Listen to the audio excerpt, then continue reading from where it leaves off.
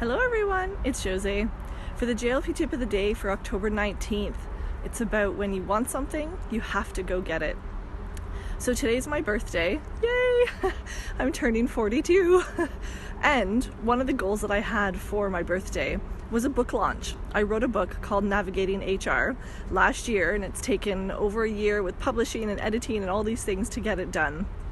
So this whole week has been my book launch, and I really wanted to see if I could be an Amazon bestseller in my category. So this whole week I've been advertising different social media sites, sending emails, text messages to people, everything I could do. I woke up this morning and I was number 281, and after a nap this afternoon, I'm number 17. So we have to know that when you put your mind to something, you can actually achieve it. Thanks everyone. Have a great day.